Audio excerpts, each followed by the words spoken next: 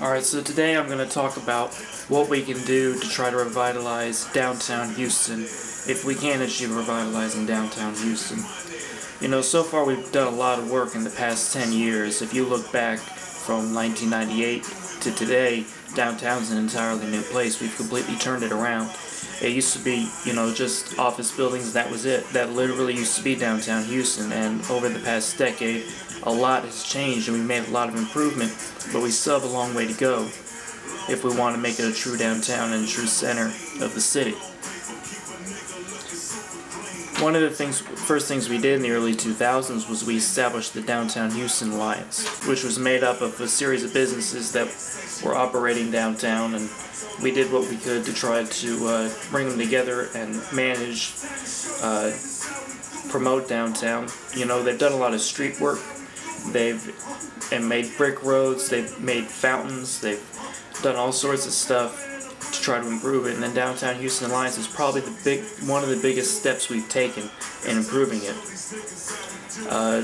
We built the theater district, which is, you know, there's Bayou Place, which brought some stuff downtown, and northwest downtown, and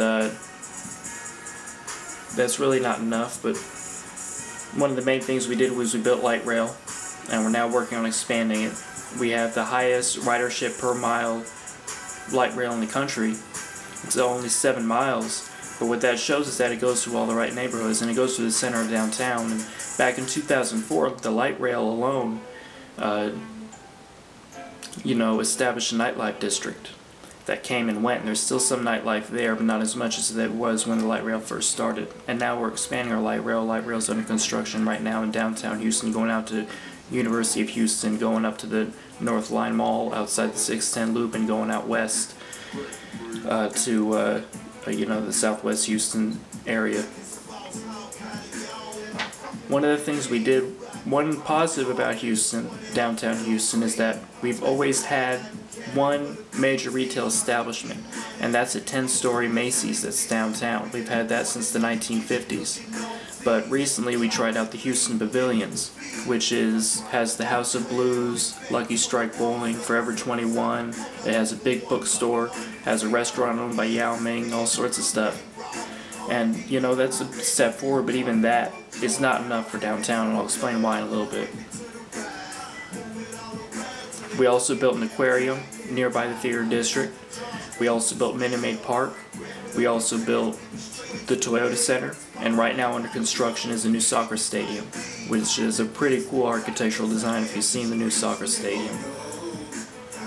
But even that, I'll explain why in a little bit, why that's really not enough for us. And the latest thing we've done, probably one of the most successful things we've done, is Discovery Green, which is a park modeled after Millennium Park in Chicago, has that kind of feel to it, has a restaurant in it. That park spawned a residential skyscraper, an office skyscraper, and a hotel skyscraper right on its borders within its growth. And the residential skyscraper has a fully grown grocery store inside of it. And grocery store is a big step for downtown Houston, because as I'm about to explain, you don't want just people visiting downtown, you want people living downtown. If it's going to be a true center for the city, it's got to have a lot of people living there. And that's what I'm about to go to next, which is that the real problem with downtown isn't how many services are provided there, because as I've shown you, we've done a lot. We've brought a lot to downtown, and there's a lot of services being provided to you as the business grows. But the fact is that downtown is not lived in. Downtown is just visited. People, office workers, visit it. Theater goers, visit it. Shoppers, visit it. Nightclub goers, visit it. People going to Discovery Green, they visit it. People going to the baseball stadium, basketball stadium, and soccer stadium, they're visiting it. What we need is to have people living downtown. We need to try to put together incentives to have people living downtown. One of my ideas for downtown is that we could do something like a open house for downtown, where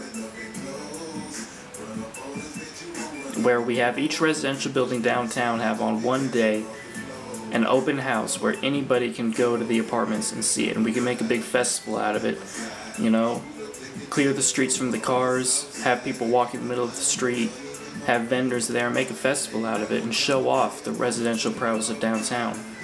And I think that the Downtown Houston Alliance, maybe the City of Houston, and all the businesses downtown could work together on that. You know, it's crazy because you think about it, downtown is growing. I just told you how much it's growing. It's growing a lot, especially business. Right now, there's 90% of Class A office space in downtown is occupied. That's how successful it is. But it's not successful when it comes to people living in it, and that's the problem.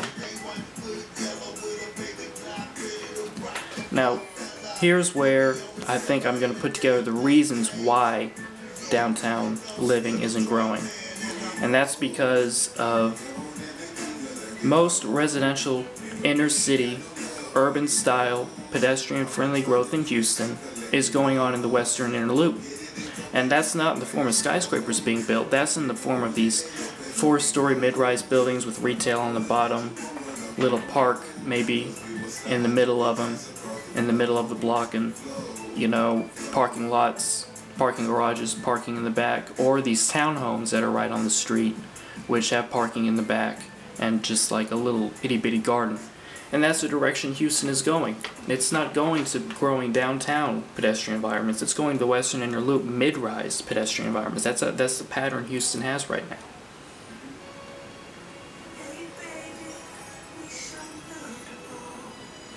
So basically, my final solution with downtown is that it might not ever be a lived-in city. It might be simply that most Houstonians don't want to live in a neighborhood of skyscrapers. Most Houstonians want to live in these mid-rise neighborhoods. So basically my final conclusion is that if you want to see the direction Houston is going, look at Los Angeles. Because Los Angeles is like what we're turning into. Because Los Angeles has an average downtown, but it's surrounded by these mid-rise neighborhoods which have a lot of stuff going on in them. So we're not going to be like a Chicago where it's a neighborhood of skyscrapers. We're going to be like a Los Angeles. That's the direction we're going, and I don't think there's much we can do to avoid that. I think that's just the way it is. Thanks for watching Houston Politics. I also have a channel on Double L Politics which talks about national issues, and if you want to get in the raw of politics, I have doublelpolitics.blogspot.com. You can check that out too. So I'll see you later. Thanks for watching.